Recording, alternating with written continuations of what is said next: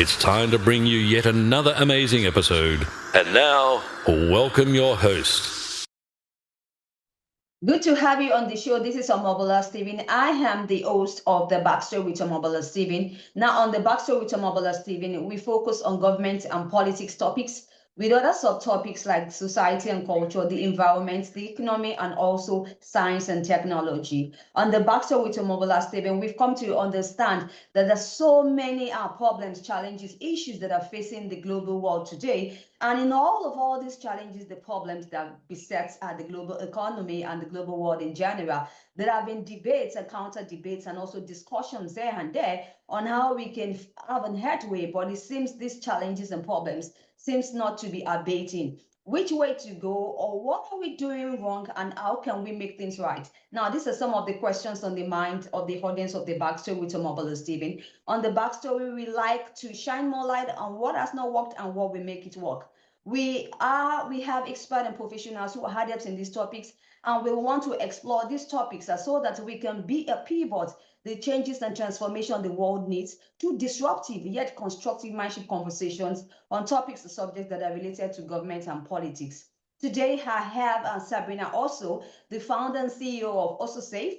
She's the TED speaker, author, and real estate agent. Now, on the Backstory with Omobola Stephen, we'll be focusing on the society and culture. And mainly we'll be talking about how we can provide safety measures to our children, especially in the school environment and the home front, which are two important safety environments that we need to focus on, even as a parent or also any guardian. Thank you once again, Sabrina, for joining me on the Backstory. Thank you so much for having us, Omobola. We greatly appreciate the opportunity. Appreciate the opportunity. I appreciate your presence, and also I'm looking forward to a great time as you offer your expertise on this important topic of discussion. We'll be talking about how we can practice safety measures in the home and how we can curb violence that occurs in the home also, and also in the environment, especially to our children. So what is the inspiration behind OSSO SAFE? Yes, well, I have been in and out of therapy for quite some time to be comfortable enough to say that I am a survivor of violence. My father beat my mother on a regular basis. My mother would beat me, so I know firsthand how traumatic living that way is. Um, and Oh So Safe was really born out of a one-woman show that I wrote, choreographed, and performed. I'm a dancer, and I could not even speak about dance. I could not even mention dance in my household. Um, and it wasn't until I moved out that I was able to discover who Sabrina Osso is and what her passion is. And so I luckily I live close proximity to New York. So I was dancing, I was auditioning, I was training, and I wrote a one-woman show, and I performed it with my students at the time, which was very exciting looking back. The name of the show is called Home Sweet Home question mark, and I play different women being abused. She goes to her good place, that's where the dancing comes in, but then she's pulled back into the terror of violence. The show ends really strong, really empowering. And I did a lot of research for the show, and I could not believe the statistics that I was finding. So I said to myself, I need to make this into a business, a bona fide business with products and services that could really help people. And that's how OSSO Safe was born, out of this one woman show. And I want to point out that we're not a charity, we're not a nonprofit. We at OSSO SAFE, we strongly believe that to resolve this huge epidemic of violence, abuse, chaos, dysfunction in the home, at school, at work, we cannot treat it as a charity, as a nonprofit. People need to pay for that service so that way it actually gets resolved. And we are presenting these products and solutions in the real estate industry, to the real estate industry. And we could talk about that more later on in the interview, but that's how OSSO Safe was born, really. Well, great, great, good to know that. Now you talked about research, which is very important in your field. And now research really has found out that 3 to 10 million children and adolescents they witness violence between their parents and caregivers, which you also a victim of while you are young. As an expert in this field, how do you think that we should deal with violence at home? And also, what do you think are the effects of violence or these are negative incidents in the life of the children that are victims? Yes, we feel at Also Safe that everything starts in the home. That's the foundation. So we feel that if homes are safe, then everything else will fall into place. Schools will be safe, workplaces will be safe, public places will be safe, movie theaters, malls, concerts. It all starts in the home. And if you trace back the school shooters, a big problem here in the US, as everyone knows, uh, their their home life was very chaotic. There's violence, abuse, chaos, dysfunction. And I'm not trying to excuse the school shooters by any means, but it's to show people that we really need to make efforts. We really need to introduce products and services that will teach children not to be violent as they grow up. But that starts with the parents. The parents have to be educated. They have to practice respect. Respect is the key ingredient to a safe home, and a positive home, a respectful home.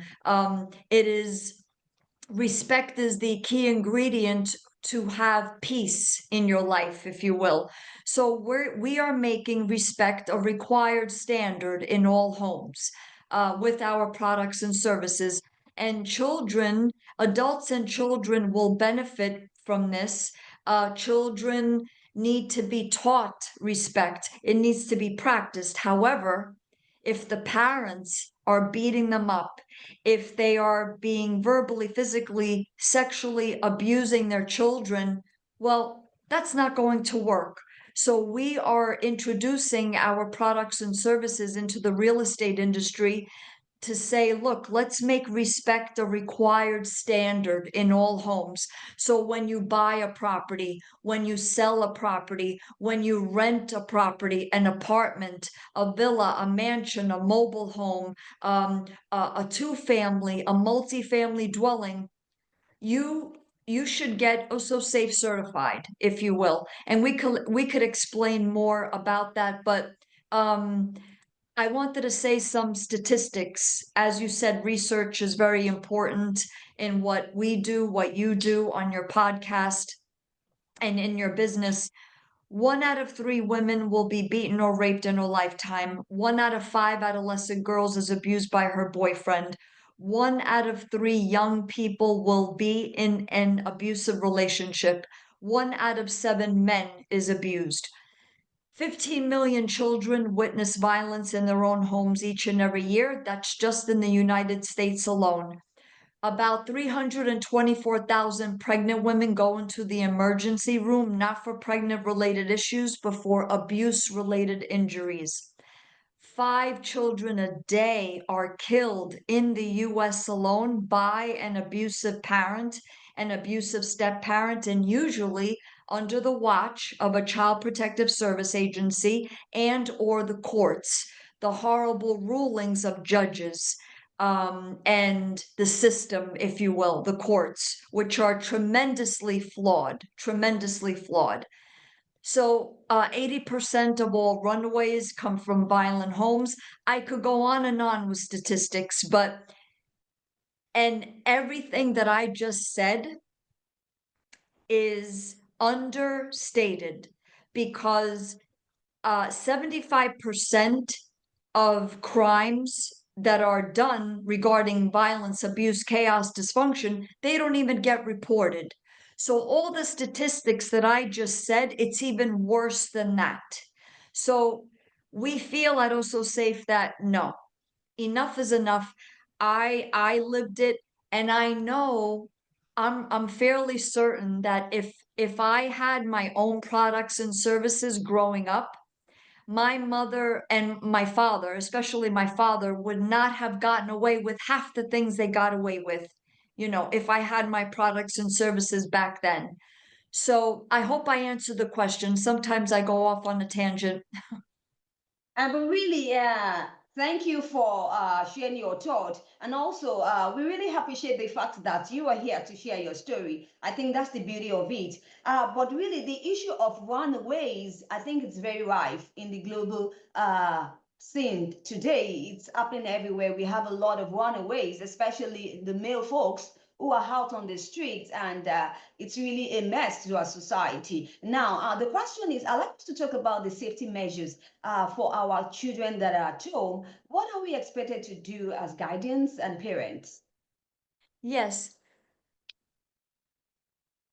we are saying at OSSO SAFE that there are parents out there that are doing it right, that have respect as a required standard. We're not saying that you're never going to argue with your spouse, you're never going to be in conflict, everything is perfect. No, there's arguments, there's conflict, that's normal, but it never crosses the line of verbal, physical, sexual abuse, ever. So those parents that are practicing safety, practicing respect on a daily basis, we applaud you. We are so thankful that you exist because you are proof that it can be done. It's a practice, Omobola. It's a practice, so it's not just okay, you do one seminar and then you're good to go. No, it's a practice. So we feel at OSSO SAFE there's so many parents that have it wrong, and they think that there's a big difference between discipline and abuse. Discipline instills education, abuse instills fear. There are abusive parents out there that say, well, I'm disciplining my child. My child can't carry on and have a tantrum and embarrass me, so I spank them. I give them a beating. That's abuse. Children, we don't give enough credit to children, I have to say. We think that they're stupid. We think that they don't know what's going on. We think that they don't know who makes them feel safe. And we're here to say they're very smart. They know who make them feel safe. They know who respects them, even from teeny tiny. There is scientific research that infants can sense when there is upset in their environment in the house, even though they're infants. So imagine a child that's a toddler that's beginning to speak, beginning to really become aware of his or her surroundings, and they hear mom and dad fight. They hear all of this tension. It affects their upbringing. So I would say awareness is very important. And the thing is, though, the parents that are abusive, they don't care about um, doing what's right, doing what is in the best interest of themselves and their child. They love an audience. Like, for example, my father, in fact, he would pick fights with my mother on purpose in front of me to terrorize me even more. So parents that are abusive have no interest in doing the right thing and being respectful. They love an audience. They feed off of that. Why? It gives them control. It gives them power. It gives them a sense of dominance. So, so we want to say to parents, and this is like kind of like a mantra, uh, all of us have a right to be safe in our own homes. Just because you are a parent, it doesn't give you the right to abuse your child.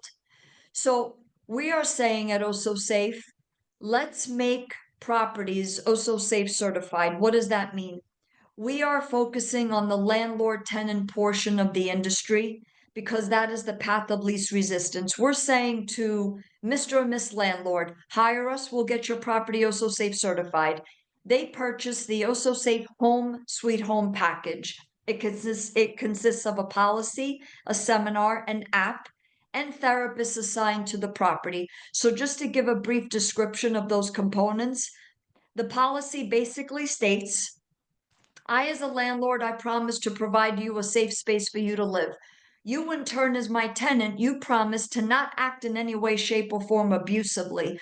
Otherwise, you, the abuser only, gets immediately evicted from the premises, and we go into full knowledge knowing that that would be the consequences. So there's no surprise. The second component is the seminar. Everyone gets educated, Omobola, on facts, statistics, warning signs, definitions of abuse, the difference between abuse and discipline, what constitutes a good relationship, what are the warning signs of a bad relationship. So that way, everyone knows, oh, if I pull my partner's hair, that constitutes abuse. Correct.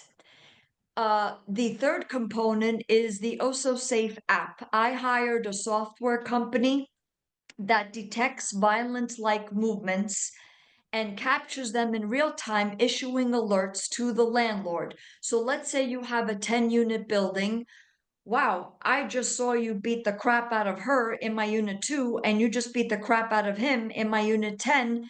This is grounds for eviction. You knew that this was going to happen. You are held to a higher regard, a higher standard in an OSSO Safe certified property. We don't allow disrespect in this property. You have to go. And it eliminates the he said, she said factor. And then the fourth and final component is therapists are assigned to the property. So therapy, mental health becomes a required standard. It's like part of your residency. So you are required once a month to check in with your therapist once a month. Is everything okay?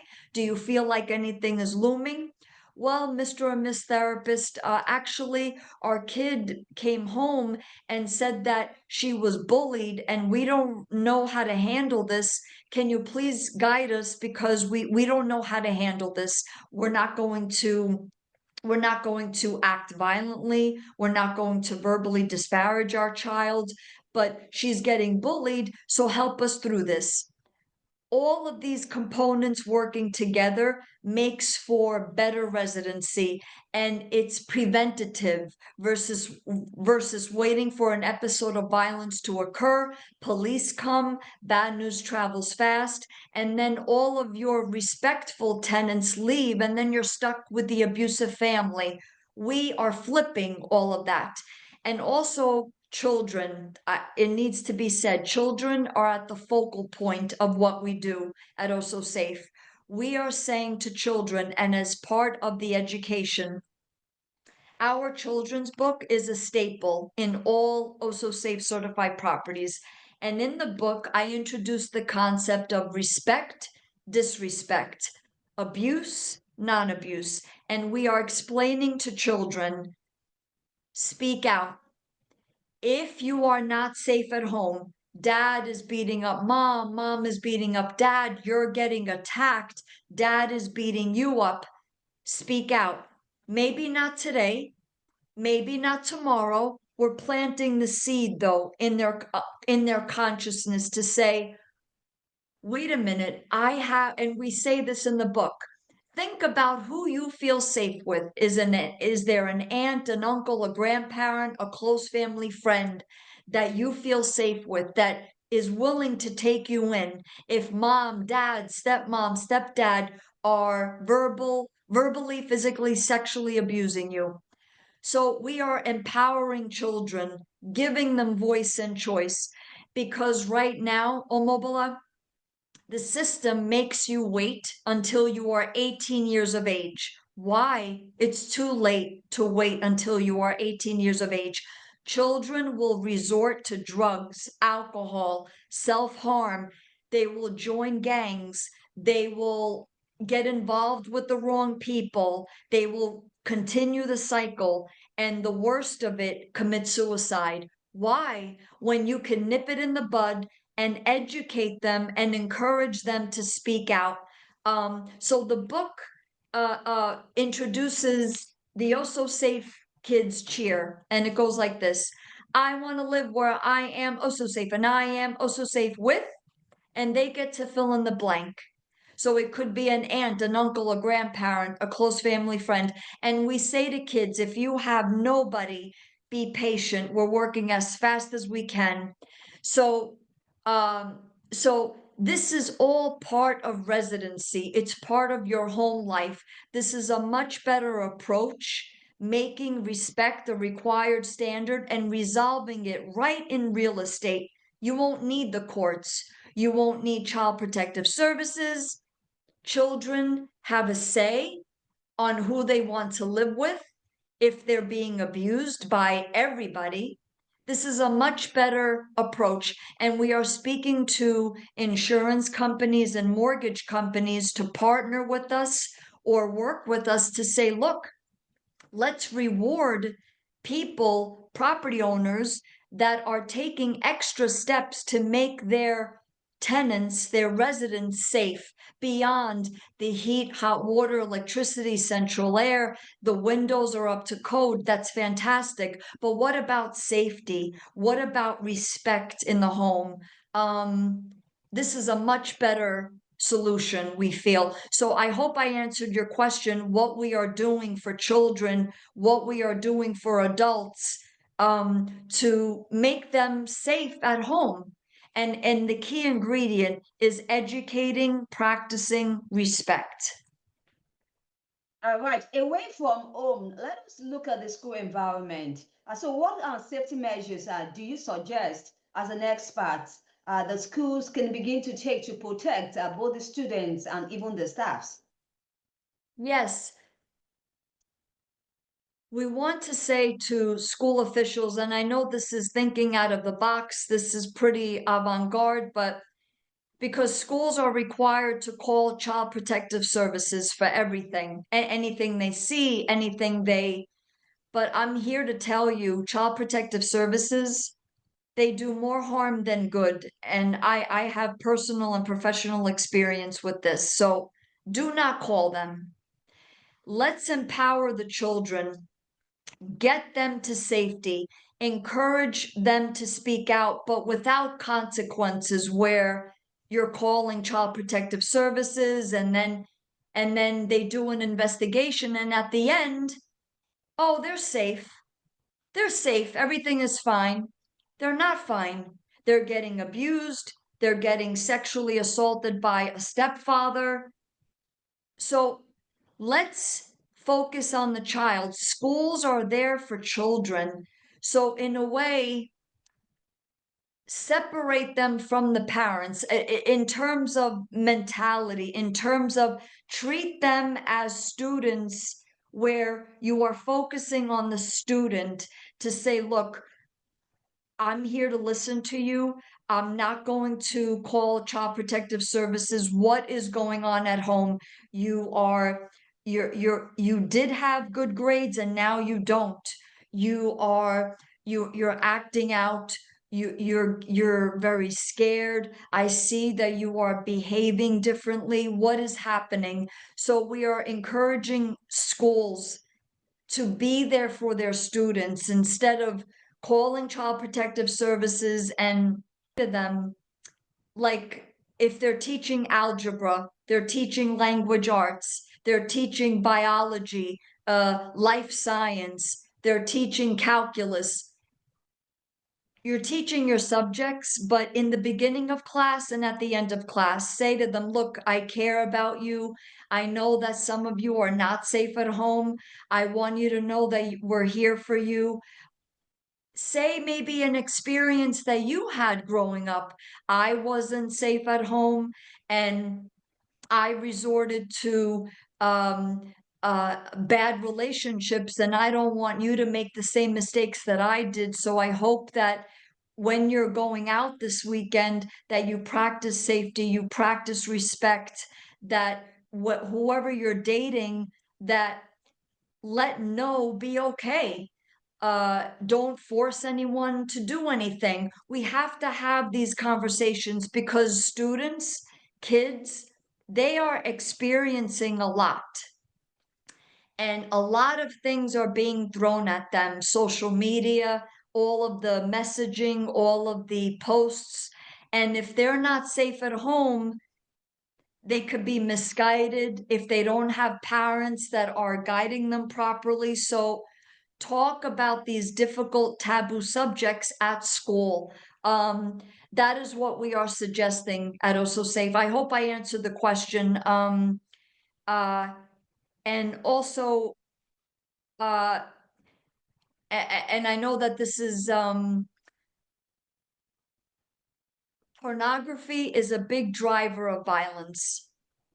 And I've been saying this on podcasts because pornography is in our societies, communities, neighborhoods, and at school as well.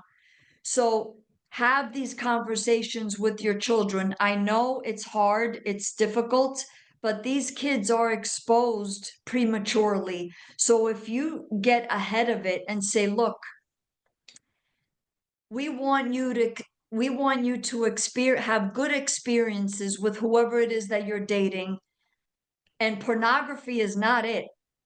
Pornography is about domination, manipulation, control.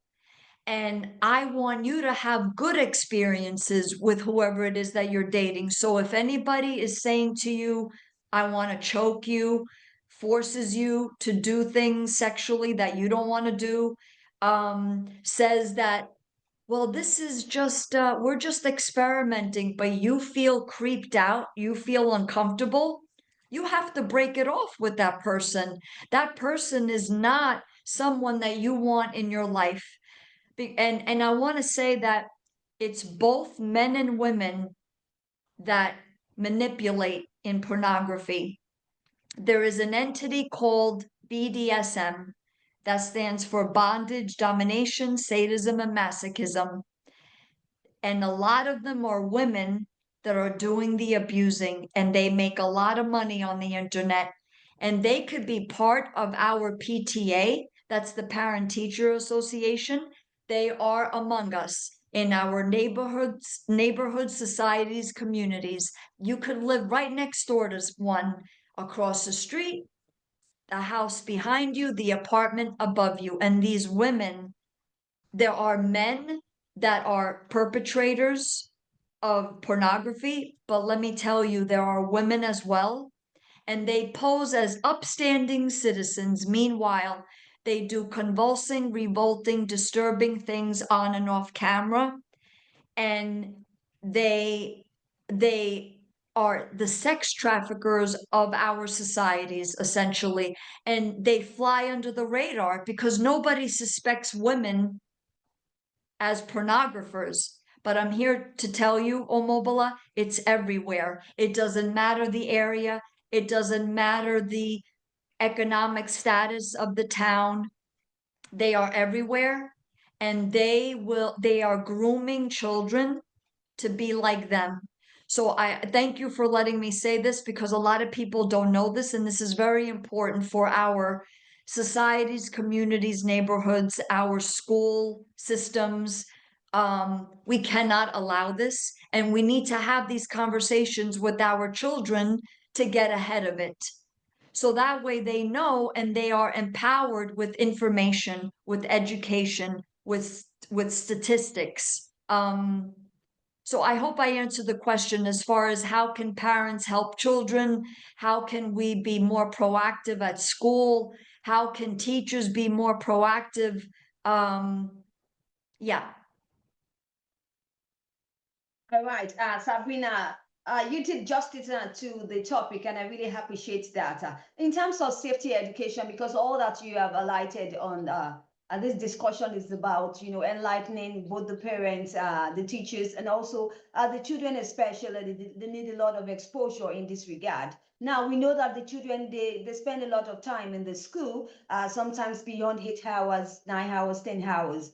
So how can we begin to inculcate the important safety education in the school curricula, so that it can really give the children the light, the knowledge that they need in order for them to be able to overcome these challenges. Because really, when it comes to violence and also these safety issues that these children are confronted with, even at home and at school, most times it's always the secret, and it's very difficult for children to come out and tell you that, oh, my mother did this to me, or I have an uncle who did that to me. So it's really a big issue. So what's your own take, and how can we find and handle this situation?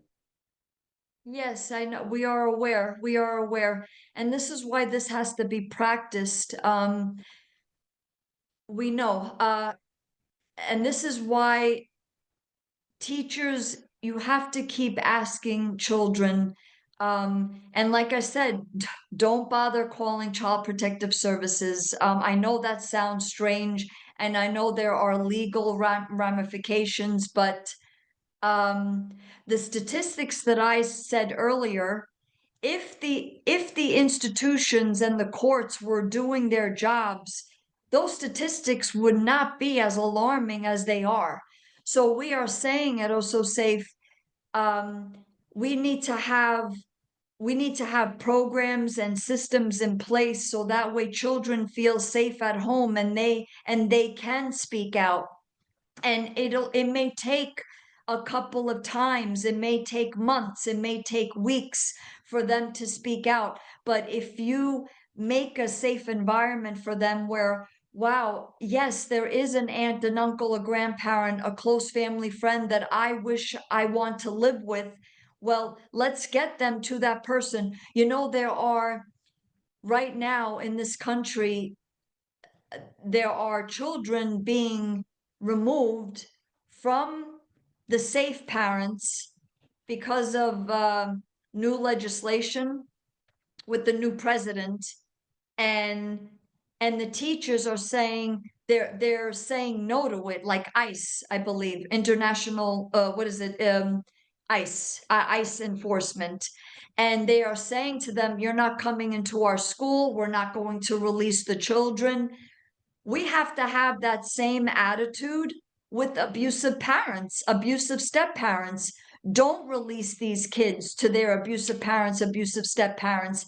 And teachers know, they know. I'm a teacher. I taught for 15 years. 10 of those were for dance from pre-K through high school, and 5 of those was in pre-K through high school. So 15 years experience, and you know things. You hear conversations, you see how the kids interact with one another. Teachers need to be more outspoken and say, look, or even make it a general comment. Look, I see that students are getting bullied. I see it in the cafeteria. I see it in the hallways. Why? All of you need to be for one another, not against one another, and let's teach children how to stay in the moment, which is what we do in the children's book. We introduce breathing, staying in the moment, because if you're in abuse, you're not getting taught these things. Everything is urgent. Everything is, oh my gosh, what's going to happen tonight? Are the police going to come? Is my dad going to attack me? Is my mom going to punch my dad, or my dad? In school, make it as a subject, which is what we do in school with our workshops. Teach them breathing, teach them how to anchor to the present moment. Don't think about the past, don't think about the future. In the future, think about the here and now. What's happening right now? You're hearing my voice, you hear a truck go by, you're hearing the birds, maybe you're hearing maybe somebody coughing. That's it. And if kids get taught these things, they can calm themselves right at that moment, or even when the fighting stops. Teaching them that it's okay to be angry, but we never put our hands on anyone. Punch a pillow, write, journal. You have to get it out in healthy ways, not in violent ways. So we encourage schools, teach these mechanisms in your subjects. You know, as you're teaching algebra and as you're teaching language arts and you're teaching Spanish and Italian and Chinese and you're teaching them art, and teach them breathing, calming techniques like breathing, journaling, anchoring to the present moment. Tell them it's not your fault. You're not alone. And you make a general statement. If any of you are not safe at home, I'm so sorry. I'm here for you. I hope that you speak out, even just a little bit. Know that you're not alone. It's not your fault.